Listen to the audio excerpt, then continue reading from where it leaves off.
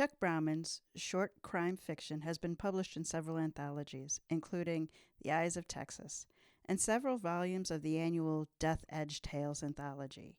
He's a past winner of the Arizona Mystery Writers Short Story Contest and was a finalist in the CriminalElement.com Short Fiction Contest. His latest stories appear in Shotgun Honey, Multiple Seasons for Us, Mysteries to Die For, podcasts and anthologies, and on the Kings River Life Mystery Rats Maze website, and on Punk Noir. Another story will appear next year in the Chop Shop Season 2 anthology.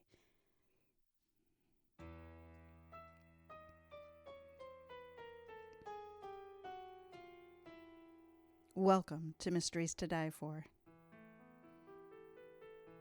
I am TG Wolff, and I'm here with Jack, my piano player and producer. This is a podcast where we combine storytelling with original music to put you in the heart of a mystery. All stories are structured to challenge you to beat the detectives to the solution. These are arrangements, which means instead of word-for-word readings, you get a performance that's meant to be heard. Jack and I perform these live, front to back, no breaks, no fakes, no retakes. This is Season 7, Games People Play. Games are about competition conducted according to rules, with participants working toward a goal. Games are part of every culture and are one of the oldest forms of social interaction and engagement. Games can be fun, challenging, and exhilarating. They can also be intense, cutthroat, and lethal. This season, our authors have fashioned deadly games and unscrupulous villains to test your detection skills. This is episode 20, where the classic mystery game Clue is our featured game. This is Get a Clue by Chuck Brownman. Okay, so fun fact for this episode, which, as we say, we do live, I do not have headphones on. So let's pick, audience. What sound will we do today? Only you and I will know. Because I cannot hear it. What about? Maybe. Ooh, jazzy. Or is it jazzy? No one will know, except for you and me. Maybe pick a whole different category. That's pretty low. Or maybe it's high. That's weird. That'll be distracting. I should really pick sometime soon, shouldn't I? Probably. The All body's only getting colder.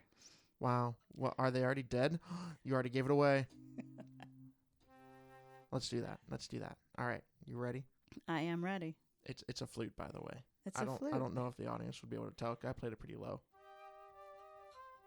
There we go. Fluty. All right, let's go. All right. Mr. Body in the library with a rope. Andy Clade tried to focus on the map app on his phone as he made his way along the dirt road up the hill. But the chief's cryptic message kept insinuating itself into his mind. Why would the chief want me to come to some inn 7 miles out of town? I own a game and toy store, for crying out loud. And on a fall Saturday afternoon in a Colorado town that relies on tourism, the store isn't running itself. He almost missed the turn, yanking the wheel of his Jeep to stay on the dirt road.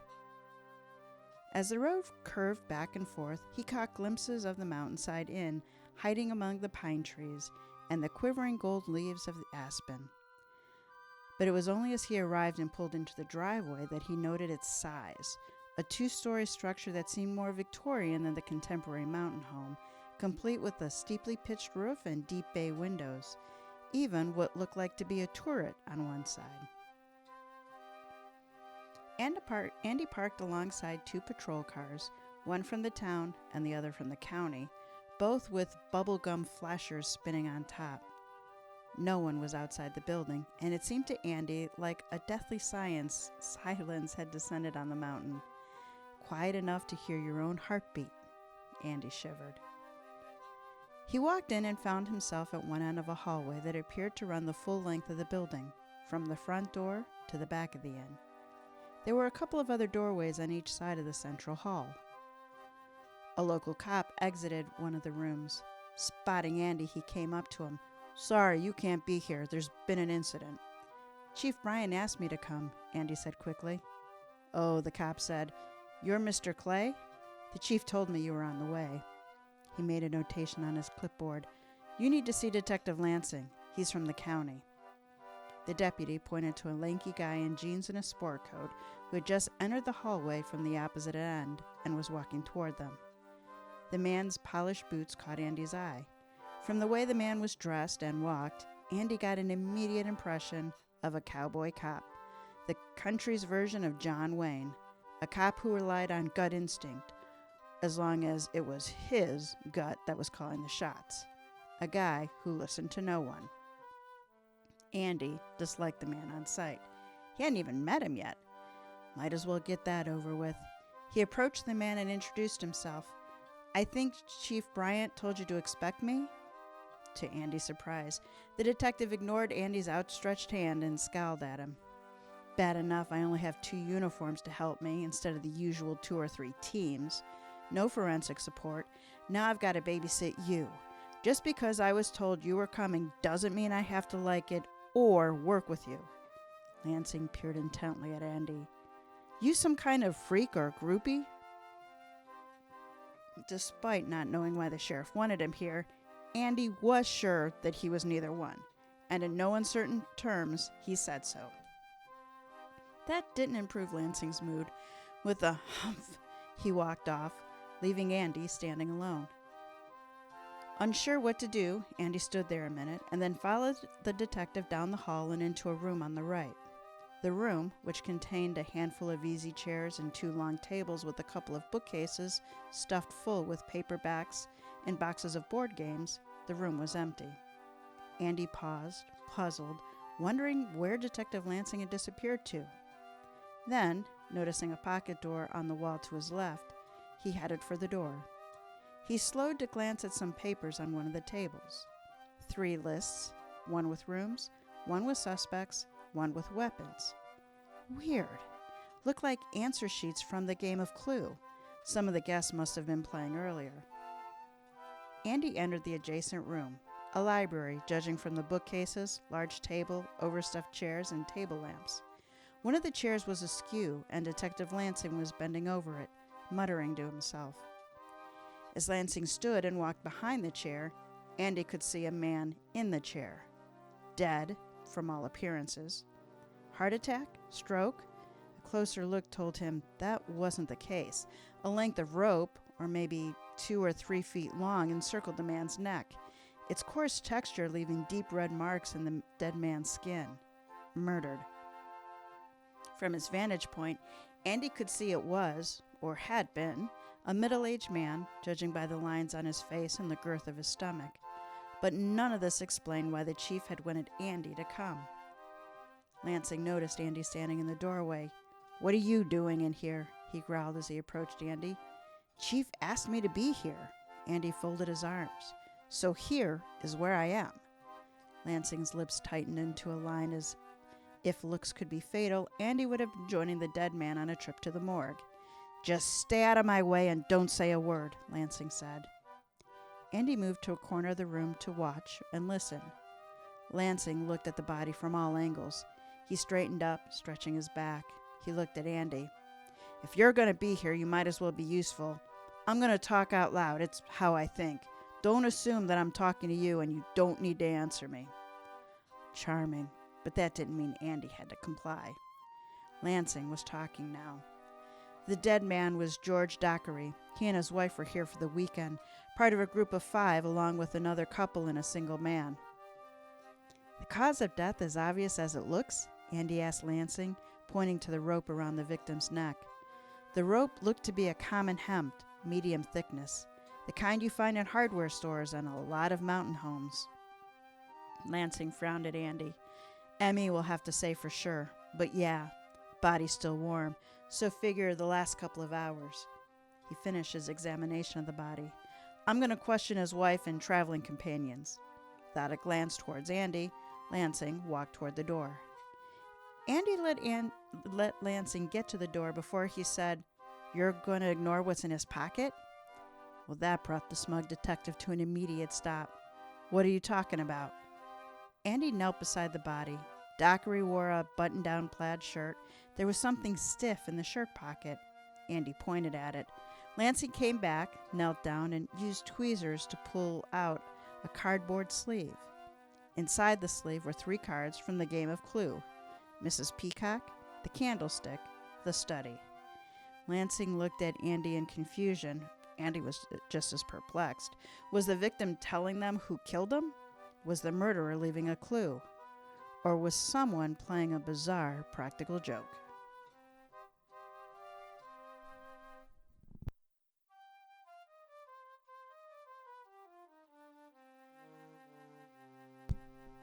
Mrs. Body in the dining room with a drink. His mind still puzzling over the clue cards found in the dead man's pocket, Andy hurried to follow Detective Lansing down the hall and into the room at the far end of the inn. A sunroom, apparently, with large windows looking out on expansive grass and a view of nearby mountains. He slipped in and moved to a corner as Lansing was already talking to 4 people, 2 men, 2 women, sitting scattered around the room. Each of them seemed nervous, edgy, or teary. Both men glanced at him, curious. Lansing was in mid-speech. Inform you that Mr. Dockery has been killed. While our minds are open to any reasonable theory, we're starting from the assumption that he was killed by someone who knew him and had reason to want him dead. To be blunt, that means one of the 4 of you. Andy inhaled sharply. Lansing might know his stuff, but his bedside manner needed work. One of the 2 women broke down, sobbing, her shoulders shaking. Probably the widow, Andy thought. The other woman put an arm around the crying woman. The men looked uncomfortable at the uncontrolled emotion. Lansing ignored them. Let me see if I got everyone straight. He consulted a dog-eared notebook. 5 of you traveled here, the victim and Mrs. Dockery, he said, and nodded at the sobbing woman. Then Mr. and Mrs. Joseph, he pointed to a blonde who tried to comfort the dead man's wife, widow, and a short, thin, 50-ish man with glasses. And finally, Mr. Marcus. He looked at the other man, who looked slightly younger than the others and wore his strawberry blonde hair long and stylishly. The man nodded back at Lansing. To save time, Lansing said, I'm going to talk to all of you together first and then question you separately. How did you all happen to be here together this weekend? Silence stretched. The 4 looked at one another as if trying to decide who would be their spokesperson. Finally, Paul Marcus cleared his throat. We've been friends for almost 20 years. We used to live on the same block. Where was that? Lansing asked as he made a note. The Tech Center, Marcus answered, naming a well-known upper-middle-class residential and commercial development in the south part of the Denver metro area. Steve and Kate, the Josephs, moved to Colorado Springs. My wife, he coughed, my wife passed away and I downsized to a condo. But through all the changes, we stayed in touch, kept up the friendships. We meet once a year. Is that true? Lansing asked the group. The last time any of you saw the others was last year? The last time you all got together? The 4 looked at one another. At the Broadmoor, right? Asked Steve Joseph, a thin, bespectacled man, naming a popular Colorado Spring resort. Everyone nodded, but it seemed to Andy that both Paul Marcus and Kate Joseph hesitated.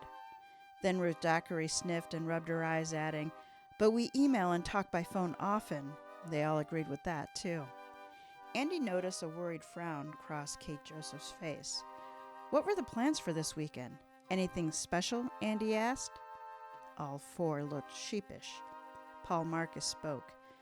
Hiking for those of us inclined to do so.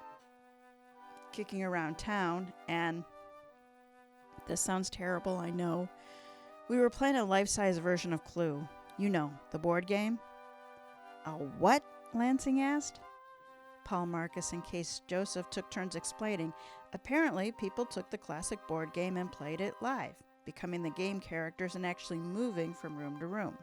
Others modified it into a scavenger hunt or a hunt for stolen treasure, turning the, quote, weapons into hidden objects, such as a famous painting, crown jewels, or gold. Some groups even dressed up into costumes for the characters they were portraying. Of course, we didn't go that far, said Paul Marcus, seemingly a bit embarrassed to have to justify adults playing a game. Now I see why the chief asked me to come up. Raised as an only child by a single mother, Andy spent a good deal of his childhood alone. Left to entertain himself, he found solace in mystery stories and puzzles, developing a knack for puzzle solving, which led him to open a store specializing in selling logic games and puzzles to kids, both young and old. His ability to find and interpret clues had led him a few months ago to help the chief solve the Tomlinson case, a bizarre string of thefts. Lansing shook his head. Whatever. He didn't seem the type to play games of any kind, let alone life-size versions of a kid's board game. Lansing instructed the guest to stay put while he talked to each one separately. Then he summoned one of the two uniformed officers who were on site, ordering the officer to stay with the others and not let them compare notes. After telling Ruth Dockery he'd be with her in a moment, he stepped into the hallway. Andy hesitated, then went out there too. Lansing was talking into a cell phone. Get me as much info as you can, as fast as you can on these people. Jean Dockery, wife Ruth Dockery, Stephen Kate Joseph, and Paul Marcus. Right, fast as you can. Lansing put the phone into the pocket of his sports coat. What about the people who own the inn? Andy asked. The Whitmores? Nah, they didn't know any of these people, Lansing said. It'll just slow down getting the results on the guests. He went back into the sunroom and emerged a minute later with Ruth Dockery. They walked down the main hall, through the sitting room, and into the dining room.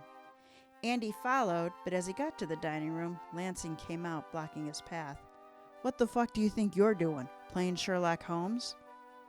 I don't see you as the Dr. Watson type detective. Maybe that dim-witted Inspector Lestrade. Lansing's face turned 5 shades of crimson. He pointed a finger inches from Andy's nose. Chief Bryant may have sent you. Maybe you're supposed to be a liaison, whatever the fuck that means. But this here's my investigation, my crime scene. So keep your hole shut or you'll find yourself liaisoning from a jail cell. We'll see. The words came out calmer than Andy felt. Lansing glowered a few seconds longer, then turned and entered the dining room where Ruth Dockery waited. Andy walked in behind him. The room was warm and homey, decorated with flowered wallpaper. An attractive woman was tenderly patting Ruth Dockery's shoulder and handing her a short glass with a dark brown liquid. I asked you to wait in the kitchen with your husband, Mrs. Whitmore, Lansing snapped. So this was Barbara Whitmore, the wife of the couple who owned the inn. Wait a second, Andy said. Mrs. Whitmore, you didn't walk past us when we were in the hallway just now. How did you get in here? The woman pointed to a folding screen with 3 panels showing snowy mountain peaks and a herd of grazing elk in the far corner. There's a door that goes into the kitchen. She turned to Lansing. Ruth has had a shock. I thought she needed something for her nerves. She huffed and left. Lansing turned to the new widow. Mrs. Dockery, these questions are difficult right now, but they are necessary. We'll make this as brief as possible. Andy was both surprised and impressed. There was more compassion than Lansing had shown so far, or maybe just a different interrogation technique. As Lansing established that the couple had been married for 24 years and had 2 adult children who lived in other parts of the country, Andy studied the woman.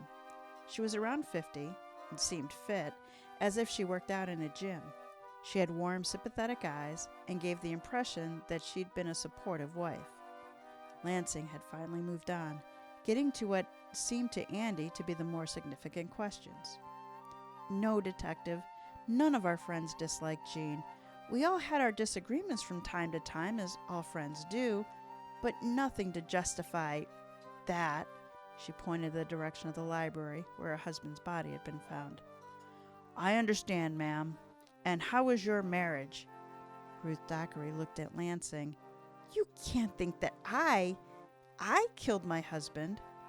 It's a free country, Mrs. Dockery. I can't think anything I want. The state of your marriage? Now we're back to the real Lansing, Andy thought. Solid, she said without a hint of irritation. We loved each other. From what Andy could tell, she seemed generally broken up at her husband's death. Of course, Lansing said in a tone meant to be contrary. Can you give me a rundown on your movements this afternoon? Ruth Dockery took a tentative slip from the glass that Barbara Whitmore had given her. The life-size version of Clue that we were playing, we were using the various rooms here to be the different game locations. You know, the conservatory, the billiard room, and so forth. So we were all back and forth between those rooms and here in the dining room, someplace where we could get a snack and visit between turns. But I was in the kitchen with the Whitmores for most of the time I wasn't playing, checking on food, dinner, drinks, all the details. So everyone was moving constantly, Lansing said, more to himself than the widow. Your husband, too? Mrs. Dockery looked surprised. I guess we didn't mention earlier, but Gene wasn't playing. He was sitting. She gulped and then again pointed toward the library. That's why we were using the dining room here as our, I don't know, home base to hang out. We didn't want the noise to disturb Gene. Lansing leaned forward. Why wasn't your husband playing? He was in a bad mood. He had been all weekend, she said, even before when we were driving up. Do you know why, Mrs. Dockery? She shook her head. Not exactly. Something to do with business, I'd guess. It certainly wasn't anything between us. Lansing began to stand. We appreciate... Whose idea was it to play Clue this weekend? Andy interrupted. He needed some answers. Ruth Dockery seemed startled by the interruption, as though she'd forgotten he was in the room. I'm not sure, Detective... Mr... Andy Clay, ma'am. Whose idea? When we all lived closer, we'd often get together for game nights. You know, poker, bridge, Monopoly. With Gene and me hosting this weekend, I guess I spoke with Kate and Paul, and the idea just came up somehow. If that's all, Lansing said, a growl in his voice. And the weapons for the games, Andy continued. The toy gun, the plastic candlestick, rope, and all of that. Who supplied those? The new widow frowned in thought. I told the Whitmores, the owners of the inn, what we were going to do and what we needed. They said they would take care of it. Andy nodded. Just out of curiosity, Mrs. Dockery, what led you to pick Ankin Forest as the location for your weekend? I live and work in the town, so I'm always interested in what brings people here from other places.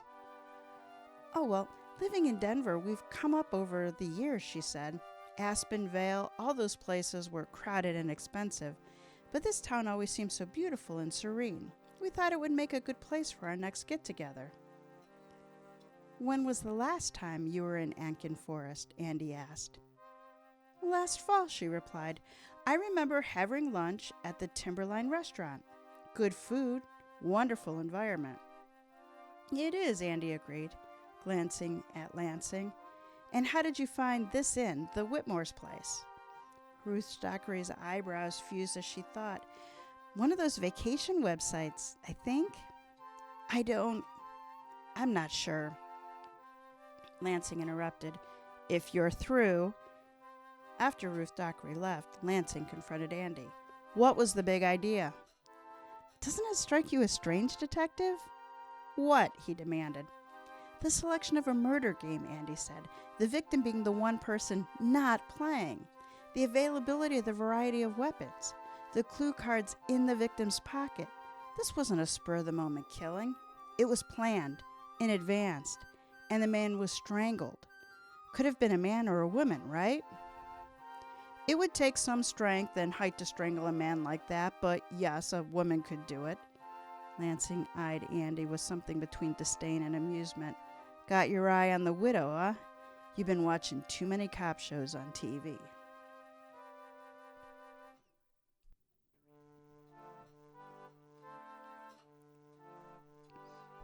The Josephs in the dining room with a motive.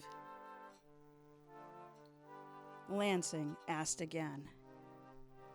Are you sure you didn't see Ruth Dockery go into the library? Steve and Kate Joseph were sitting next to each other at the dining room table. They both confirmed that they had not.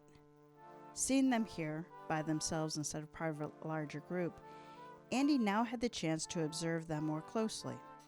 Both were in their late 40s or early 50s, about the same age as Mrs. Dockery and her late husband. But where her husband was slight and nervous, Kate Joseph had an air of confidence about her that made her seem even taller than her 5'7". She struck Andy as if she could accomplish anything she set her mind to and expected others to carry out her instructions. He imagined he knew who ran the household. Although they sat close to one another, the energy between them was quiet, heavy, as though they had something to hide. "I know the spouse was always a suspect, Detective," Kate Joseph said. "But in this instance, you're dead wrong. There is no way Ruth could have done this." She looked at her husband. "Right, Steve?" Steve Joseph startled beside her. "Yes, dear, you're right, of course." Lansing said, "I understand that Mr. Dockery decided not to play the game, seemed to be in a bad mood. You know anything about that?" The wife and husband snuck a glance at one another. "You best tell me now, Mr. and Mrs. Joseph. I'll find out eventually." With one more look at her husband, Kate Joseph said, "We invested with Gene on one of his development projects, and it wasn't going well. My husband met with Gene earlier this week, at Gene's insistence. Gene was pressuring us for additional funding." Steve Joseph nodded his agreement. "What happens to this project with Mr. Dockery's death?" Lansing asked. Kate Joseph thought for a moment and then said, "Either the project would be canceled or someone else in his office would take over and likely scale back on the plans." "And in either case," Lansing said, leading them on, "you wouldn't have to put up more money?" The Josephs looked at each other as realization dawned on them that they, too, benefited from Gene Dockery's death. Lansing pressed on. "Can you detail your movements this afternoon?" Kate Joseph spoke first. "We only played a few rounds before Gene's body was found, so I'd been... Let me see." She closed her eyes as she recalled her moves from the game. "That front bedroom, twice in fact, since we were using it as a stand-in for 2 rooms from the game, and the sitting room outside the dining room, we were all there." Steve Joseph added that he, too, had gone to the unused front bedroom once, the living room, and the small game room fronting the library. "Was the door to the actual library open or closed?" Lansing asked. "I think closed?" Steve Joseph shook his head, "but I'm not 100% sure." Lansing duly wrote it all down in his notebook. Andy took advantage of the lull. "And what about Mrs. Dockery and Mr. Marcus? Where were they?" "Everyone was everywhere," Kate Joseph replied. "We were mostly hanging out here in the dining room. When it was your turn, you went to one of the rooms to examine the, quote, evidence that was there. And if questioning another player, then they had to join you in that room." "Did anyone leave the first floor?" Lansing asked. "I did," Steve Joseph said. "I went to our room to get some medication. I'm sure that others did too. People were moving constantly." "And what about Mr. and Mrs. Whitmore, the owners of the inn? Were they also moving around?" Andy asked the question, feeling the weight of Lansing's glare. Kate Joseph frowned as she thought, "I suppose so. I didn't really notice them." Her husband nodded in agreement. Lansing thanked them, and the couple left to return to the sunroom. "What next, Detective?" Andy asked. "Question Paul Marcus?" "Not just yet.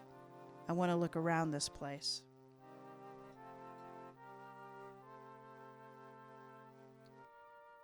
Too many rooms, too much access. Lansing's answer took Andy by surprise. He assumed that Lansing had already done that before Andy had arrived. Andy followed as the detective walked toward the front door.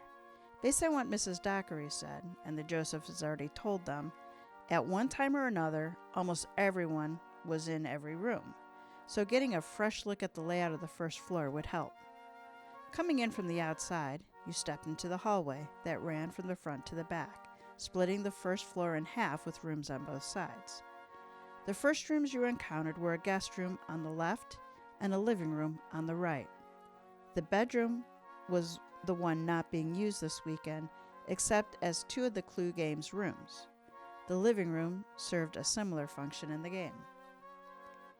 Lansing walked down the hallway toward the back of the inn, passing the stairs on the left that went up to the other bedrooms on the second floor, where the Dockerys, Josephs, and Paul Marcuses were staying.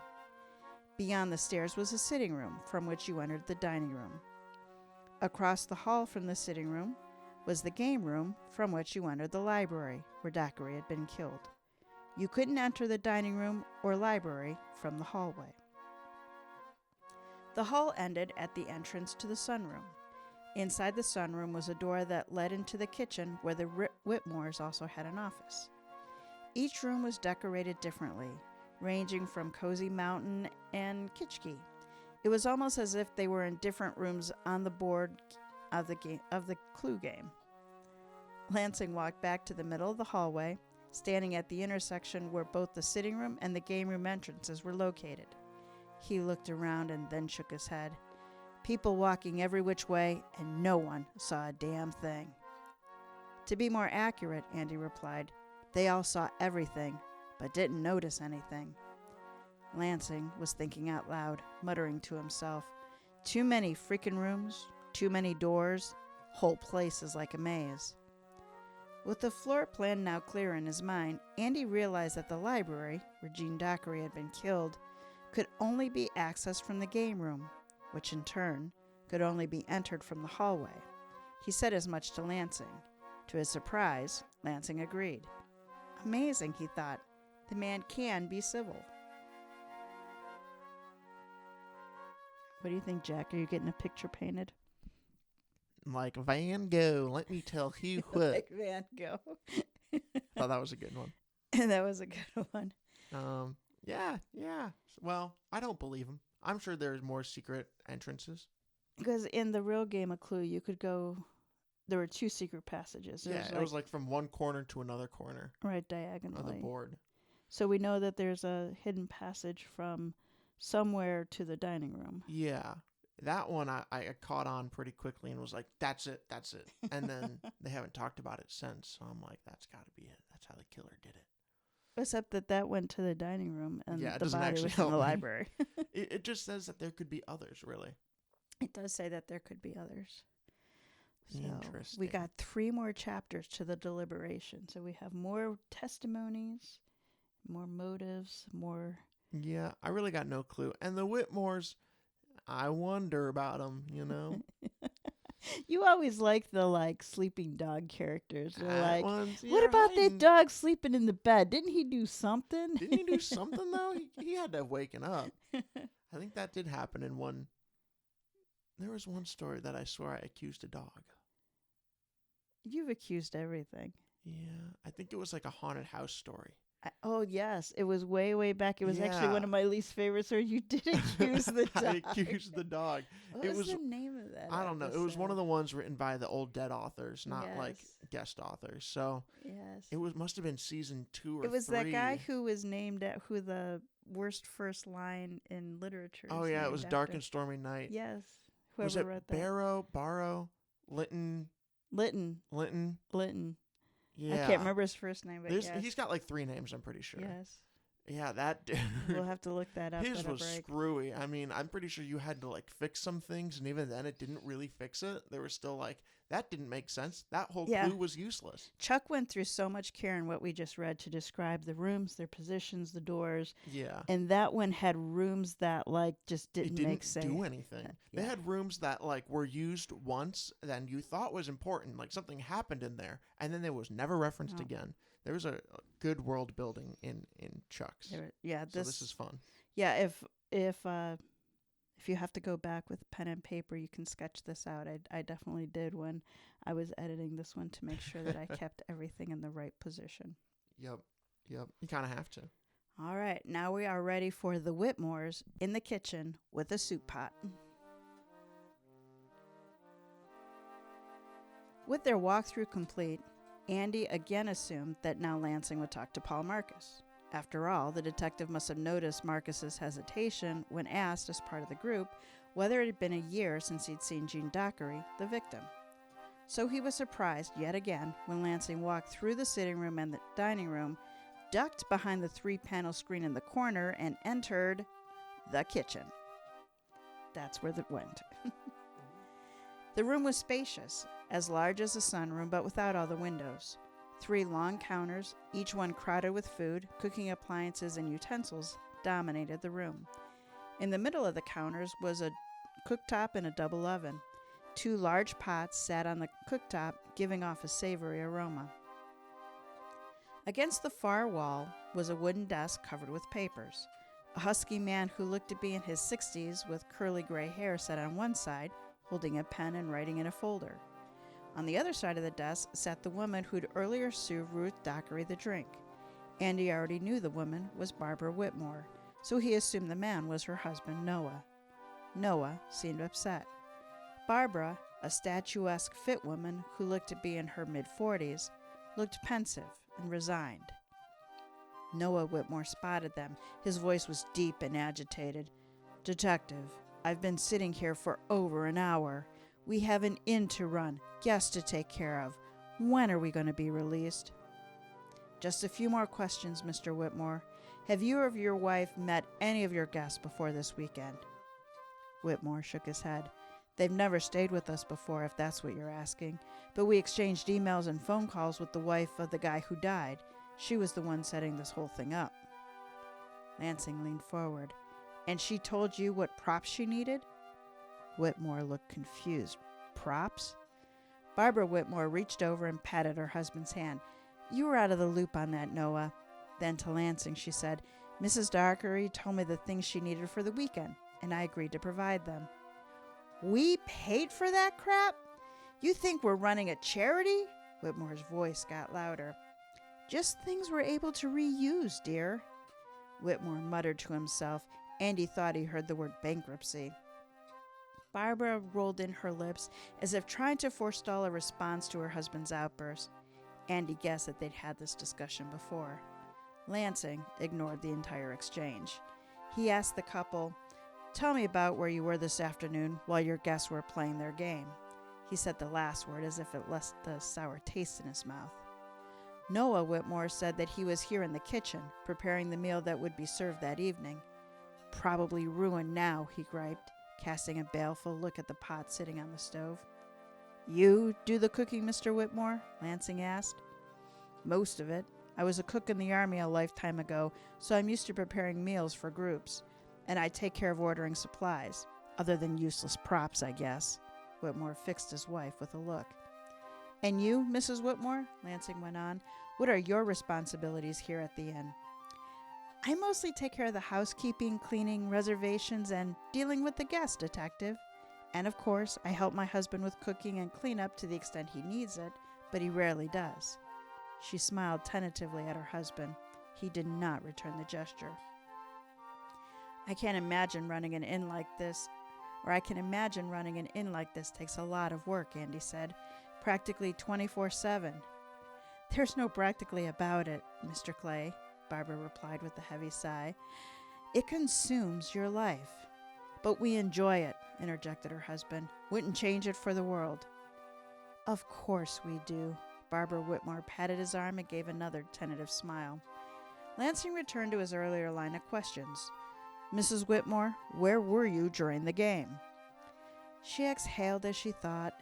In and out of the dining room, since that was the room that they were using to gather in between their turns, so making sure everyone had drinks, serving appetizers. I was constantly in the other rooms, picking up as needed. "You went into all the rooms?" Lansing prompted. "Even the library?" "Oh, yes," Barbara said. "I asked Mr. Dockery how he was enjoying the weekend, the game, just making conversation. He kind of bit my head off, so I left him alone after that." "Did you close the door to the library when you left?" Lansing seemed as excited as Andy had seen him. "I might have, Detective." "And what time was this?" "I'm not certain." She hesitated. "Around 4:30 or 5? Lansing nodded. "That's great, Mrs. Whitmore, thanks. You've been very helpful." Andy had owned the toy store for 6 years, but he never met the Whitmores. Not at town council meetings, chamber of commerce events, nothing.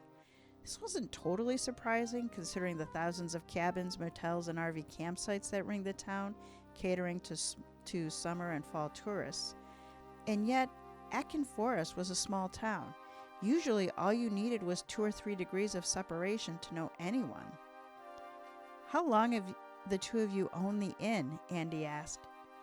5 years, Barbara Whitmore replied, as her husband returned to reading the file he was holding and making notes inside of it. Clearly, she was the personality half of the couple. Are you from here, Mrs. Whitmore, or did you move from somewhere else?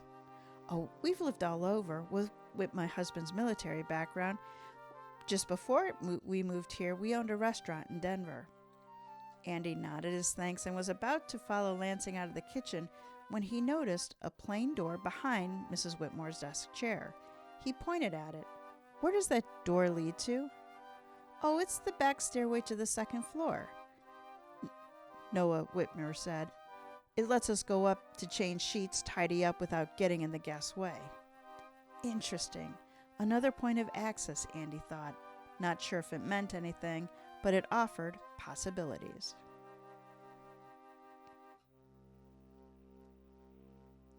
Paul Marcus's turn in the dining room with a problem. After leaving the Whitmores in the kitchen, Andy asked Lansing, Don't you think you need to talk to Paul Marcus? He's the only guest you haven't interviewed one-on-one. Lansing stopped short, turned and put a clenched fist on his hip. You telling me how to do my job? Andy held up his hands, palms up, a sign of mock surrender. I'm just surprised that you haven't talked to him yet. Between the clue game and those cards in Dockery's pocket, you said that the killer had to be one of the guests. And I'm sure you saw Marcus hesitate when you asked the group to confirm that the last time they saw Dockery was last year. Lansing's face reddened. Guess he hadn't noticed. Lansing cleared his throat. I was just about to talk to him. I was letting him sweat. Of course you were, Andy thought, as he followed Lansing. They found Boy, my tongue is just keep going in knots. Sorry, everyone. They found Paul Marcus waiting with the others in the sunroom and brought him to the dining room, just as they had done with Mrs. Dockery and the Josephs. Once there, Marcus said, It's about time. I was getting tired of waiting. Lansing ignored the comment. Tell me about your relationship with Jean Dockery. Marcus was wearing expensive-looking jeans and loafers and an expression of wary self-consciousness. It was as we all told you, Detective. Former neighbors, keeping in touch, the whole thing. Lansing gave Marcus a look, crossed his arms, and stayed silent, waiting for the other man to fill in the void. Marcus sat back, crossed his own arms, and smiled. Cool customer, thought Andy. He could imagine the man being able to kill someone. The silence stretched like a piece of taffy until Andy could take no more. What do you do for work? He asked Marcus. I'm the chair of the nuclear bioengineering department at the university, and I'm CEO of a startup that's developing medical technology. Very hands-on. Well, that explained the arrogant master of the universe vibe the man was emitting, and his strong hands, strong enough to strangle a man. Lansing gave Andy a shut-up look and then said to Paul Marcus, So is Jean Dockery working with you on those inventions? Jean was helping with our financing.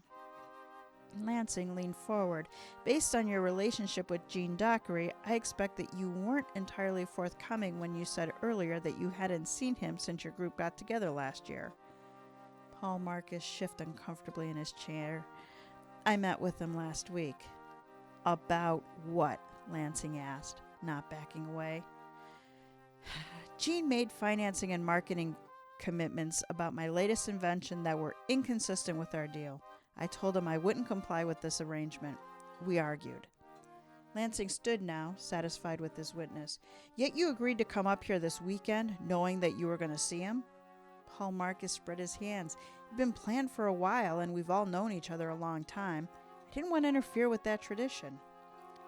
Did you talk with Dockery about this during this weekend? Lansing asked.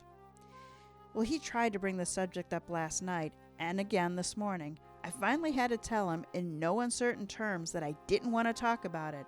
All I wanted was a peaceful, friendly weekend. Did he accept that? Paul Marcus chuckled. You obviously didn't know Jean, Detective. He never took no for an answer, and he didn't accept being turned down or rejected. He was like a pit bull. Once he had his teeth in you, he'd never let go.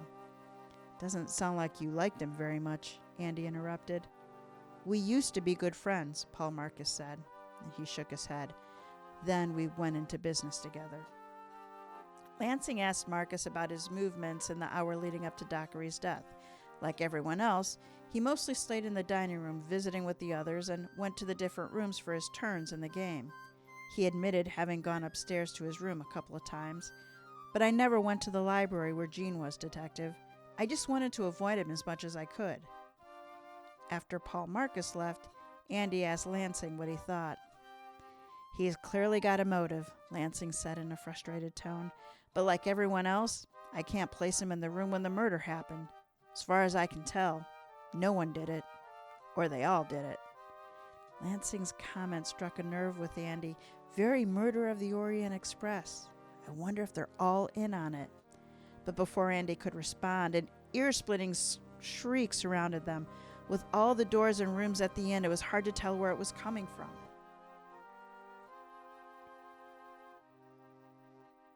Noah Whitmore in the kitchen with a knife. Lansing raced down the hallway, checking each room as he ran past. The sitting room, empty. The game room, deserted. The sunroom, occupied by two men, Steve Joseph and Paul Marcus, both of whom looked scared and bewildered. What's happened? Steve Joseph asked. Where's my wife? Another scream. They all entered the kitchen. Ruth Dockery in a corner, shaking, sobbing. Blood covered her hands and her blouse. She pointed. Noah Whitmore's body sat behind the desk, right where Andy and Lansing had left him moments ago. The only differences were the knife handle protruding from his back and the blood seeping out onto the desktop. Kate Joseph ran in behind them, followed by Barbara Whitmore. Noah! Barbara screamed. Lansing shooed them all out of the kitchen and back into the sunroom, where the uniformed cop could keep an eye on the remaining suspects. And for crying out loud, he added in his instructions, keep 'em all in sight, would you? Lansing returned to the kitchen with Andy in tow. He pulled a pair of elastic gloves from his pocket and snapped them on, then bent over the body. Obvious cause of death. Knife appears to be sharp, 4-inch blade. He looked around the kitchen, apparently from a set kept it here in the kitchen. Peeling off the gloves, Lansing rifled through the papers on the desk next to the dead innkeeper's body. Nothing unusual here. Bills, reservations, supply orders, just what you'd expect. Andy wandered back to one of the kitchen counters as Lansing continued to search. The knives matching the murder weapon were lined up in a wooden butcher block caddy on the counter, about 20 feet away from where Noah Whitmore had been sitting. To his left, on another counter closer to the body, sat another set of cooking utensils. Andy picked up each one, not sure what some of them did. He wasn't much of a cook, and being single usually relied on the unhealthy combination of frozen food sandwiches and takeout. The set, though, included 3 knives, each one having a different length and a different cutting edge. Andy wondered why the killer hadn't used any of these, since they were closer to where the victim had been sitting. Lansing walked to where Andy was standing, but before Andy could voice his question, Lansing pounded his fist on the counter, scowled, and said, 2 bodies! The second one coming when I'm right here! How am I going to explain this to my captain? Somebody's going to pay. Andy resisted the impulse to respond that the murderer should pay for killing someone and not for damaging Lansing's career, but he held his tongue. Lansing was thawing slightly, and Andy didn't want to interfere or interrupt that process. Let's go talk to yet another widow, Lansing complained. He walked off with his attitude trailing behind him like the wake of a noisy speedboat. Nothing better to do, Andy followed. In the sunroom, with everyone gathered, Lansing said to her, Where were you the last few minutes? From the slump in her shoulders and the effort it seemed to take to answer Lansing's questions, Andy could tell that the woman was experiencing a deep sadness, maybe even borderline shock. He hoped that Lansing would go easy on her. Upstairs, Barbara Whitmore sniffled and rubbed her eyes. I was freshening up the rooms. Lansing looked taken aback. You have a guest killed, and you're worried about making the beds? She smiled, but with little humor in her expression. I know how it sounds, Detective, but I have an inn to run. Besides, The work takes my mind off of the situation. Kate Joseph joined in. She was upstairs. I had gone up for some pain pills and we stopped to talk. We were together when we heard Ruth scream. As if the mention of Ruth Dockery's name reminded him that she was there, Lansing turned to Ruth Dockery. Why were you coming to the kitchen, Mrs. Dockery? I was going to check on dinner, Detective. I... She cleared her throat. I'm still the host for the weekend. I can't imagine any of your guests expected you to carry out your hosting responsibilities, ma'am. Not under these circumstances. I'm sure you're right, but to be honest, looking after our friends was taking my mind off of Jean's death. Did you see anyone? Lansing asked. She shook her head. He was just sitting there. It was horrible. Lansing gestured toward her. How did you get blood on your hands? After I screamed, I went to see if he was alive, and I guess it... Lansing looked around, but it didn't seem to know what to say next or who to say it to. Andy took advantage of the pause and addressed the group. Do you all still have the cards and game pieces from your clue game? Judging from their expressions, which ranged from blank to perplexed, Andy assumed that they had no clue. He winced at the unintentional pun that he was asking. The cards were where they had left them. Andy excused himself and gathered up all the cards from the different rooms in the inn. 21 of them, 6 each of characters and the weapons, and 9 of the rooms. That was odd and significant. Andy returned to the sunroom where Lansing was still questioning the group. After being snapped at for interrupting, Andy figured he'd wait to tell Lansing about the cards. Lansing finally ended his interrogation. From Andy's perspective, it didn't seem as though the detective had gotten any useful information.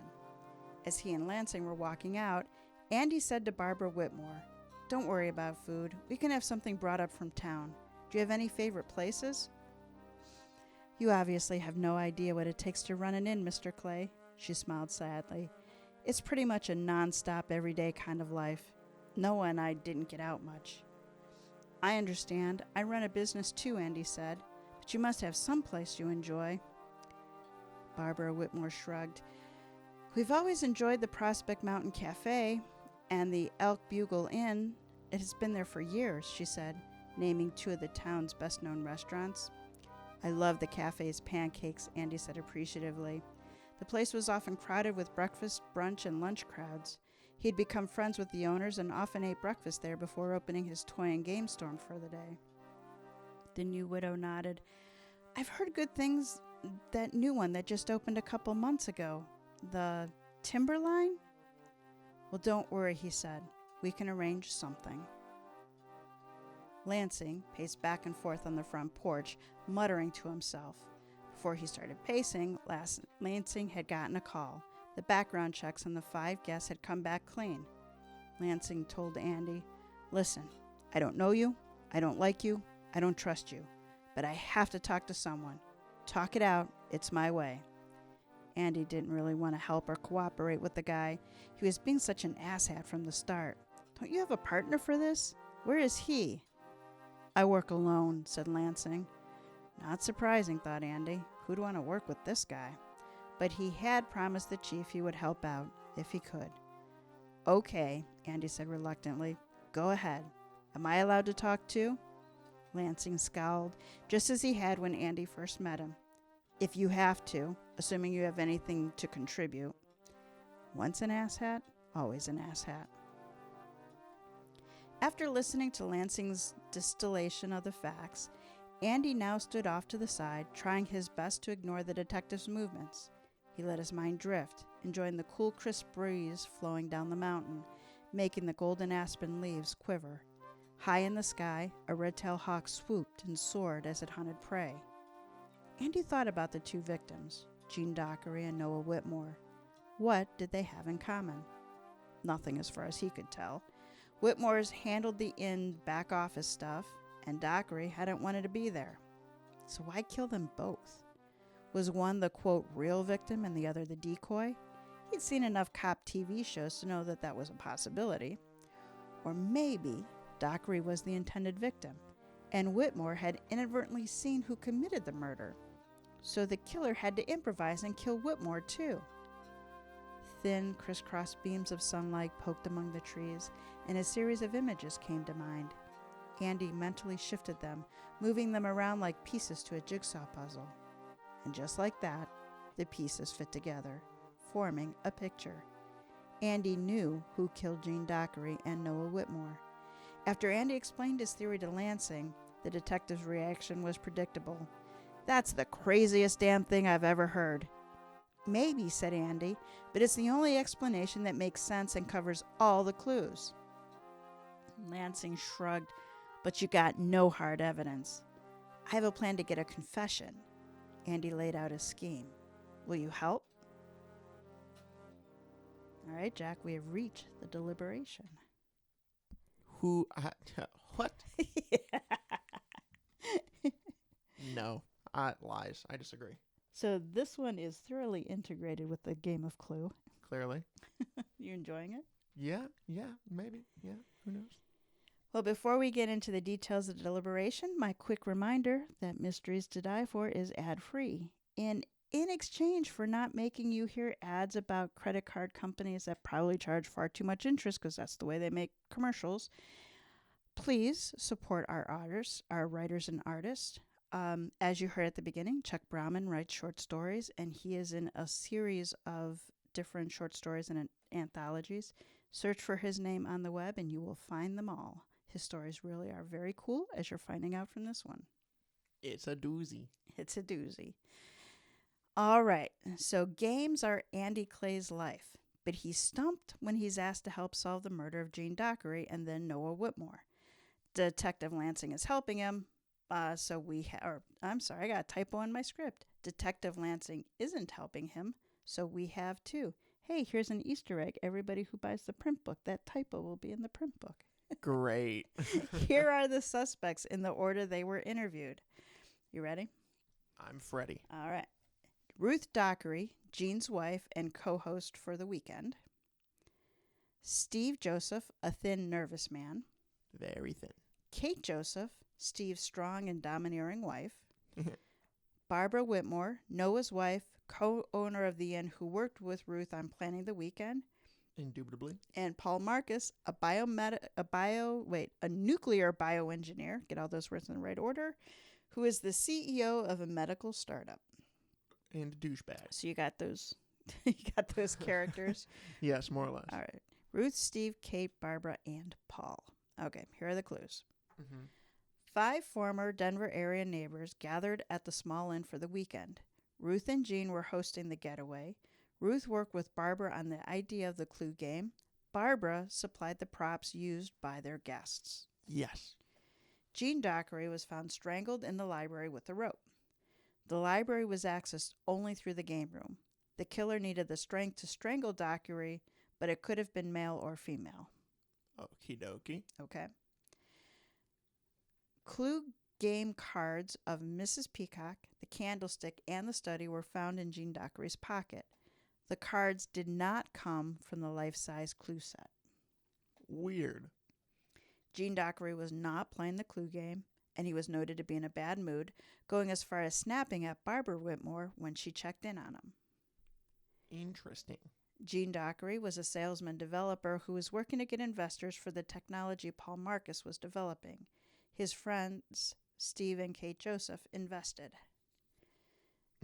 They were upset with Gene, who was pressuring them for additional investment funds. Obviously, who wouldn't be? Right. Paul Marcus, I have trouble saying those names back to back. Keeps coming out. Paul Marcus, had argued with Gene prior to the week when Gene had made promises on Marcus's technology that went beyond the terms of their agreement. Naturally.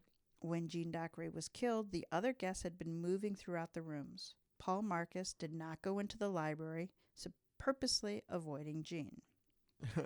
Clearly. Noah Whitmore was found stabbed in the kitchen with one of his own cooking knives. The knife did not come from the closest knife block, but one further away. The kitchen was accessed through the sunroom and through the door that led to the second floor. Interesting. Whitmore, I think it also had to be accessed by the door going to the dining room. I think so. So there are 3 doors to the kitchen. Yeah. Whitmore was found by Ruth Dockery. Barbara and Kate were upstairs together when Ruth screamed, and Steve and Paul Marcus were in the sunroom.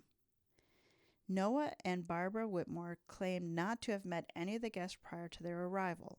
The weekend was set up via email with Ruth Dockery, who thinks she picked the inn off of a travel website. Noah Whitmore was about 20 years older than his wife. They bought the inn 5 years ago and have had little time to do anything else. Before the inn, they owned a restaurant in Denver. Interesting. All right, Andy has rolled the dice. Now, who do the clues point to? Is it one person? Is that a question or a statement or a self-reflection? Are you allowed to tell me? Why don't you talk it through the way you normally do? All right. Well, okay. Here's the thing. I don't know, like at all somehow. Sorry, I'm adjusting my microphone. So here's my guess. My guess is Nora Dockery. That is her name, right? Did I just make up Ruth Wow. Dockery. Where did I get Nora from? I don't know. Well, I got the last name. Madame Dockery Yes. was pissed off at El husband, Okay. maybe, as something. I have no proof of that. I just like to think that that might be the case. And then who was the Whitmore woman? Barbara Whitmore. Barbara. I really thought it was Ruth Whitmore. And then you said Ruth Dockery, and I was like, I'm really lost. I think she's probably not. She clearly isn't the happiest with her situation. About not being able to go out anywhere. She kind of made that clear in her little interview. Mm-hmm. And then they both were upstairs. Why were they upstairs? No. Barbara was upstairs, not with Ruth, but with Kate Joseph. Who? Okay. So Ruth found the inn owner, Noah. Ruth found him. Right. The two other women, Kate and Barbara, were upstairs together. They had met in the hallway. Interesting. So, to reiterate that end, it said that, when Ruth screamed, Barbara and Kate were upstairs in the hallway, and Steve and Paul were in the sunroom. I see. And Colonel Mustard was dead in the library. Colonel Mustard was dead in the library, and then Chef Jean-Paul was dead in the kitchen. So, what were the police officers doing that they were so dumb that they couldn't even, really, who let them walk around? Well, that's why Lansing's pissed. He was like, how did you let this happen? And of course, he's going to take the grief for it because he's the guy in charge. That pisses me off because it would have made the story easier if they had done their job, darn it. That's what Lansing's saying. Then you'd only have one dead body. Granted. Somebody had monster balls to kill somebody while there were 3 cops in Right? the house. Right? Monster balls. Monster balls. So, honestly, I don't really see either. I don't remember the guys' names. They both have first names as first and surnames. They do. So we have Steve Joseph, who is the thin, nervous man. And then we have Paul Marcus, who is the engineer. That CEO. makes it so much more confusing. Just find surnames, darn it, Chuck. Should I just call them Steve and Paul? I remember their last names better at this point. Oh, Joseph and Marcus? Yeah, sure. Steve, Paul, John, Ringo, George. Who knows I who's wondered here? if you were going to go there because I was going there. I don't think it was Marcus or Steve. Okay. Which, yeah. I'm highlighting them red. I don't think it was either of them. They both had a motive. Did they? Well, sort of everyone had some kind of motive. Sort of everyone had some kind of motive. So the Josephs were upset with Jean about their investment not panning out and wanting more money. Mm-hmm. I don't know what kind of motive they would have had against the innkeeper. Okay. Paul was upset with Jean because, again, he was overstepping the bounds. I don't know what he would have had against the innkeeper. Right. And then Ruth claimed that she didn't have anything against her husband, but I also don't know what she would have had against the innkeeper. Well, that's why I was suggesting that possibly it's Ruth and Madame Dockery together. Okay. They teamed up to kill the husbands Okay. because both of them were upset. But there's no reason that Madame Dockery, whose name I can't remember, even though you just said it, which is why I'm calling her Madame, would hate her husband. Right? Did it explain anything that says, I don't like my husband? No, it just said that he was in a bad mood. He had been in a bad mood, from before they came up. She didn't know why. It didn't say that she hated her husband at all, just that it was more on him acting out of character than her.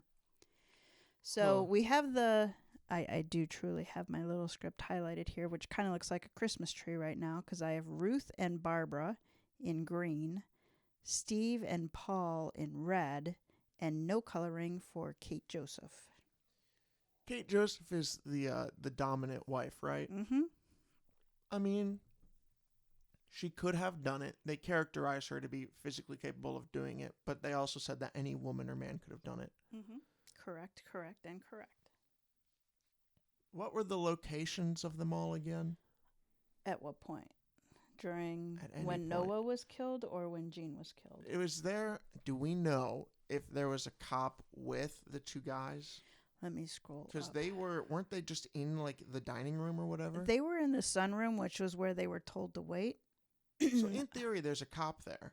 In theory, there is a cop there, but I do not remember well enough. And so I am scrolling. I guess it would be Noah Whitmore in the kitchen with a knife chapter. I'm going to say that they were in there with the cop, so it can't be the two guys. Thus, if I'm wrong, it's Chuck's fault, not mine. You going to shout out a curse if you're wrong this time? I think I might. So it's not the two guys. The woman who went up the stairs, Kate, it could be her because she had access to the staircase that could have gone, downstairs into the kitchen and then back upstairs where she ran into the woman looking for pills. Wasn't that the wife? Was that Ruth? I'm sorry, I'm still scrolling looking for the answer to your last question. Cool. So it could have been Kate. Logistically, I don't really know if her reasoning is good enough to have killed both of them. Like, that's some pretty shallow reasoning, in my opinion. Okay, so the script about Steve, Joseph, and Paul Marcus were in the sunroom. They looked up, scared and bewildered. What happened? Where's my wife? They all entered the kitchen. So it doesn't go into detail if there was a cop there, but since that was where they were originally bundled, it seems like. Then it says Lansing shooed them all out of the kitchen and back into the sunroom where the uniformed cop could again keep an eye on the remaining suspects. And this is where Lansing said, and for crying out loud, keep them all in sight. So maybe a little continuity gap there, but it would seem like, yes, there was a cop in the sunroom. Yeah. Okay. So I'm taking out the two guys. I'm taking out Ruth. So in my mind... Wait, you're taking out Ruth, Jean's wife? Yes. Okay. So it could be Kate or it could be Mrs. Whitmore. Okay. I'm slightly leaning towards Mrs. Whitmore for the sole purpose of, with all the planning she had already to do with Ruth and, planning this big day, it could be premeditated. She would have known to get all this stuff, all that jazz, but would she have known that the guy would have been alone? I don't know. Which guy? Jean? Yeah. Oh, I don't know. Could she have stabbed? I mean, she could have stabbed her husband and then backed up and screamed. Stabbed her husband, ran away. Ran upstairs. And then let Ruth just happened to be the next person to walk in the room. Ruth walks in the room, gets blood on her, which to me is weird. Why? Well, why did she have to get bloody for it?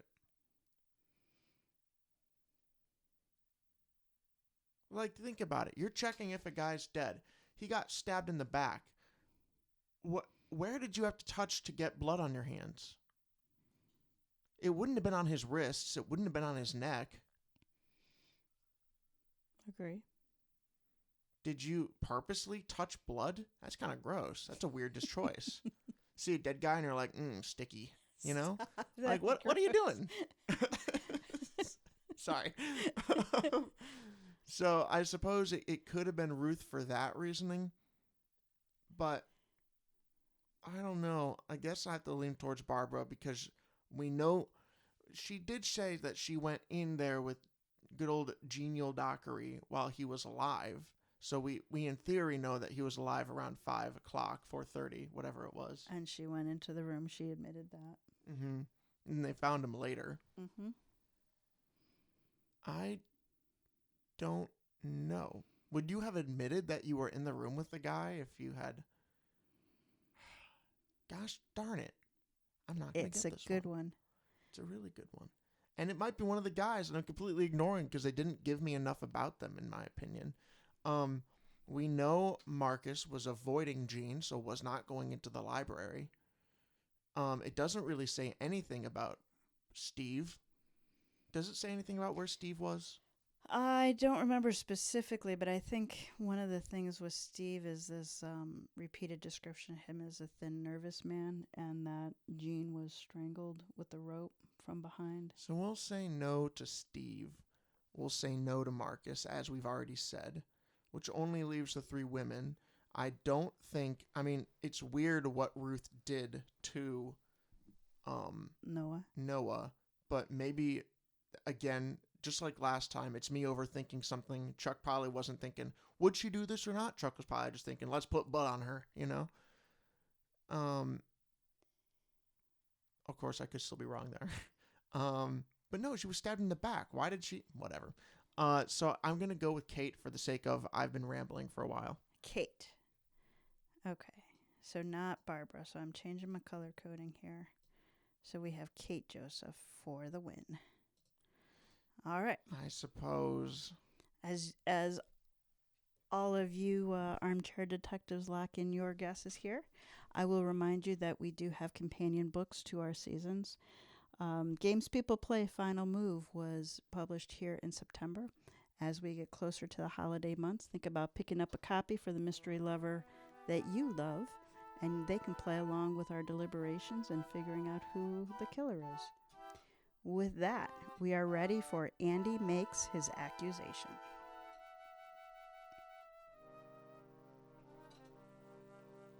Andy and Lansing enter the sunroom, where the 5 suspects sat. They all looked tired and stressed. As planned, Andy addressed the group first. I'm pleased to tell you that we know who killed Jean Dockery and Noah Whitmore. Detective Lansing will be preparing and taking the perpetrator into custody. The tired expressions on all 5 faces evaporated, replaced by hope that their long and trying experience was coming to an end. Andy kept the stealthy look at one face in particular, but saw little that gave that person away. They're good, he thought. To be honest, Andy was excited to confront a room full of suspects, just like detectives used to do in old books and movies. Hercule Poirot, Nick Charles, and now Andy Clay. Have to focus. Andy put his excitement aside. The keys to this crime lay in the fact that we were led from the very beginning into focusing on the life-size game of Clue that you were all playing. What none of you know, other than the killer of course, is that we found 3 Clue cards in the shirt pocket of Jean Dockery. Ruth Dockery gave a startled gasp and put her hand to her mouth. I had no idea. Andy smiled. I didn't think you did, Mrs. Dockery. That was more of a spontaneous act by the person who killed your husband, and the cards didn't come from the set that you were using for your game. So the killer had another set that he or she used. And the question is, why? Andy walked over to the sofa where Kate and Steve Joseph were sitting and stood in front of them. From the start, I thought the clue cards were an overly dramatic touch, one designed to keep our focus away from other, more typical motives, such as bad investment and Jean's demands for more money. Steve Joseph paled, but Kate looked defiant. "We had nothing to do with Jean's murder," she said. "But you did have motive," Andy replied, "and the opportunity afforded you under the cover of the Clue game, where everyone was moving around. As did you, Mr. Marcus." Andy whirled and pointed a finger at Paul Marcus. "Jean Dockery was pressuring you on financial and marketing commitments for your bioengineering inventions, right?" "I made no secret of that, sir," Paul Marcus said, retaining his cool veneer. "And you had the same opportunity as the Josephs," Andy stated. "I suppose so," Paul Marcus conceded, "but that doesn't mean I did it." "Quite true," Andy admitted, "but there were other things, small things, that didn't quite add up. For example, Jean was strangled with a rope, the same kind of rope that you were using in your game, and it takes some strength to kill a heavyset man like Jean Dockery. Mr. Joseph doesn't have that kind of strength, but the other guests did. And so did Mr. Whitmore." Andy walked over to the other couch where Barbara Whitmore was sitting with Ruth Dockery. "Mrs. Whitmore, you and your husband said that you didn't know Mr. Dockery. Are you sticking with that story?" "It's not a story, Mr. Clay. It's the truth." "Perhaps. Although you and your husband did own a restaurant in Denver, and these 5 people live in Denver, or used to, so it's possible that they might have been in your business before." Barbara Whitmore said, "Anything's possible. That doesn't mean we knew them." Andy continued, "At first I thought your husband might have killed Mr. Dockery, but I couldn't see a motive. And when he turned up dead too, well, that definitely stumped me. At first." Andy crossed his arms and smiled at Barbara Whitmore. "So what was the plan, Mrs. Whitmore? Get your husband to kill Jean Dockery, and then you kill Noah in his own kitchen with one of his own knives?" "Why would I do that?" Barbara Whitmore exclaimed. Andy glanced at Lansing and nodded. The plan was that Andy would circle around and hint at the guilt of each of them to throw the killer off. Then Lansing would take over, using his hard-nosed attitude to extract a confession. It was time. Lansing walked over to where Barbara Whitmore sat. He leaned over her. "You wanted Jean Dockery dead, and your husband was the perfect fall guy, wasn't he?"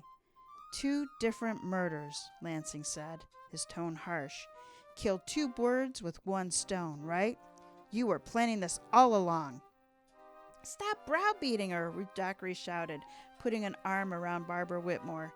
"I didn't need Jean Dockery dead. I didn't know him," Barbara Whitmore firmly stated. Lansing glowered at Barbara Whitmore and leaned even closer to her. "But you did want your own husband dead, didn't you?" he asked in a low, threatening voice. Then he turned to Ruth Dockery. "Just like you wanted yours dead too. The 2 of you were in it together." Ruth Dockery started sobbing.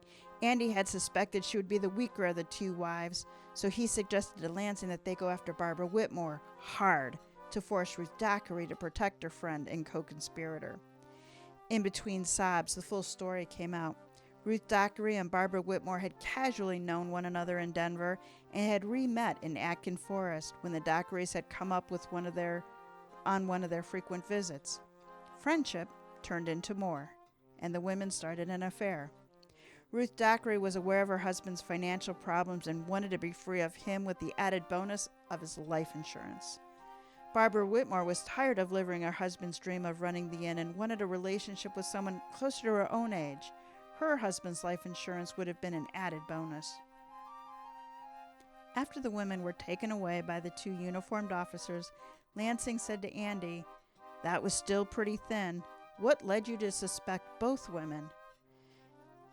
"As I said to the group," Andy explained, "the clue cards in Jean Dockery's pockets seemed like the murder was trying too hard to get us to look at the game and the players. So, one or more of the Whitmores were on my radar almost from the start. The guests wouldn't have noticed them going in or out of the library, and Barbara admitted to having gone in there once, in case someone had noticed. But to be honest, I was focused on Noah more than Barbara." They stepped outside the inn. Not yet dusk, the sun was clearly setting, and the temperature was starting to drop. Andy zipped his jacket. When Noah's body was found, that stumped me, especially since Barbara had a witness to being upstairs at the time. But with that back staircase, I thought it was possible that someone could go down. But it was the knife that bothered me. "The knife?" Lansing asked. "What about the knife?" There were other knives that were closer to where Noah Whitmore was sitting. Barbara would know that, so I didn't think she killed her husband. So that meant someone else did. The men were in the sunroom. Barbara and Kate Joseph were upstairs. That left Ruth. What I couldn't figure out was her motive to kill Noah. Andy stretched. It had been 4 or 5 hours since he first arrived at the inn, and he was tired and hungry. Come on, Lansing said. How did you figure out they were in it together? A few things. Each one little, but they added up, Andy said. First, there was when Barbara handed Ruth that drink in the dining room, just before you questioned Ruth. Something about the way they interacted with each other. It seemed more familiar than let me be a friend action. And then, Ruth said she enjoyed eating at the Timberline when they were up here last fall. That restaurant opened just a few months ago, as Barbara said, not last year. So Ruth must have been here more recently than she was letting on. And Barbara mentioned that it was one of her favorites. Maybe nothing, but an odd coincidence. Lansing nodded. That was pretty observant of you. Andy took a deep breath. And at one point, before Noah was killed, I even entertained the wild possibility that all 4 of the surviving guests might have been in on Jean's murder. Reminded me of that classic film Murder on the Orient Express. But when Noah's body turned up, I started thinking more about Hitchcock's Strangers on a Train, and it seemed like each wife had the best motive. So it all just came together. Lansing shook his head. That's some leap of logic you took. Talk about creating something out of nothing. Andy grinned. You took the leap with me, detective, letting me present the case to everyone. Well, I didn't have much choice, Lansing said, shrugging. Besides, if you were wrong, I could always blame you and Chief Bryant for sending you up here. Lansing stuck out his hand. Interesting working with you, Mr. Clay. Let's not do it again. Lansing walked away toward his car, and Andy thought, once an asshat, always an asshat. But Lansing wasn't as bad as he first thought. The end. Dude, you were so close. So, like, you know how I said exactly the correct answer right off the bat? Yeah. And then I was like, no, that can't be it. I hate myself. You know how I was like, I bet it was both of these two people. It felt so right. They did seem weirdly familiar. Why were they comforting each other and not the other women who apparently knew each other better? Shut up, Jack. Okay. Well, and the whole thing with Ruth and the blood when Chuck and I were going back editing this. At first, there was no blood on her. Yeah. And I said, but if she stabbed him, wouldn't there be? So then he added that in. So you were going on about the blood and well, it must mean something. But then why? I was just laughing because we had gone back and forth on, wouldn't there be blood on her? I had it all. Then I went, what if it's all. this third person who is not at all related? In fact, she's talked about the least amount. She's the only one with an alibi. You like those characters. You're right. She had an alibi because she was talking to I also Barbara. caught on to that restaurant thing. The second time I heard it, I was like, I know that word. Where do I know that word from? And you nailed it about Barbara having gone into the library, that she admitted to that. Yeah. You totally did that. She's like, she admitted to that. Like, yes, she did. She was the last one in there. I think most of the characters were honest. The only one who I thought truly wasn't was Ruth when she killed Noah. Yeah. He was just sitting there. Well, I guess he was until she stabbed him in the back. Yeah. Yeah. No, and then the knife thing got me. So my interpretation of that was, well, yeah, it might not have been the closest, but what if it was the closest if you came down the stairs? So then I was expecting it to have to be someone from upstairs to come downstairs, stab him, and escape back up. Yeah. It didn't occur to me that one could have been just because the person's unfamiliar. Yeah, and that's really what it was. Yeah, I wasn't going to guess the unfamiliarity aspect of it. So, screw you, Chuck. This is 2 in a row I've gotten wrong. And this Can't even give you a half a point on this one. This one was just flat out wrong. I was if so close. I guessed everything right. With Barbara, I was like, well, he's going to get a half a point. It was like you gave me a math problem. And it was like, what's 1 + 1? And I was like, so if you have 1 and you have 1, you put them together, you would have 2. And you were like, right? You would have 2. And I was like, cool. It's 4. No, why was it before? You just got it. Damn it. Oh, that was funny. All right, well. Would you like to learn a little bit about the game of Clue? I guess. So the game of Clue had a very simple beginning. Anthony Pratt, a British factory worker and musician, created the game as a way to pass the time during air raid bunkers during World War II. So he took that concept, he played it at parties, and reduced it onto a board game. In the game called Murder, the players would run around the host's house, sneaking up on other players who would scream and, quote, die. In turning it into a board game, Mr. Pratt borrowed the dice and token moving actions of Lido, think of the game Sorry, and the detective novel concepts such as suspect, weapon, and locations. During the years of 1943 to 1945, Mr. Pratt and his wife Elva designed the board game and the rules. Mr. Pratt patented the game and then sold it to Waddingtons in the UK and Parker Brothers in the US. So here's a bunch of little tidbits that I found amusing. The game was released as Cluedo in England, but Clue in the US, as Lido wasn't and isn't a very well-known game here. Pratt's original concept had 4 more characters: Mr. Brown, Mr. Gold, Miss Gray, and Mrs. Silver. Nurse White had been renamed to Mrs. White, and Colonel Yellow renamed to Colonel Mustard. The original concept had 2 additional rooms, the gun room and the cellar. This I thought was funny. The original concept had some different weapons, including a bomb, a syringe, a Irish wooden walking stick that I will butcher if I even attempt to say, so I'm going to not say it, and a fireplace poker. Right now, the differences between the US and UK editions include UK calls the lead pipe lead piping, the wrench a spanner, and the knife a dagger. In the UK, the victim was known as Mr. Black, where in the States he's known as Mr. Body. In the 2023 update by Hasbro, the victim is officially named Mr. Bowden Body Black Jr. Mr. Bowden Body Black Jr. Yeah, that's a mouthful. That's why we call him Mr. Body. Unlike some of the other games we featured, Clue was constantly updated for the times. The rules of the game have basically stayed the same, but the character depictions, like on the box cover, have been updated for styles and trends of the time. Characters were given backstories, and some even had major career changes. There's a lot more of the history to the game of Clue, so check out the links in the show notes, both to history.com and also to Wikipedia.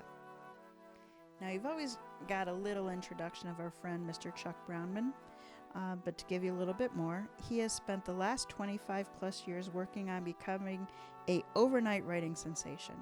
Concentrating on writing mystery and suspense short fiction, his work has been published in several anthologies, including those listed at the top of this episode. In his real life, Chuck is a Colorado-based corporate and energy attorney, advising and working on some of the country's most entrepreneurial companies. He's also an adjunct law professor and has spoken at many legal seminars. So that wraps up this episode of Mysteries to Die For. Show support for our show by subscribing, telling a mystery lover about us, and giving us a positive review. Check out our website. Currently, it's on tgwolff.com/podcast for links to this season's authors. Mysteries to Die For is hosted by TG Wolff and Jack Wolff. Get a Clue was written by Chuck Brownman. Music and production are by Jack Wolff. Episode art by TG Wolff.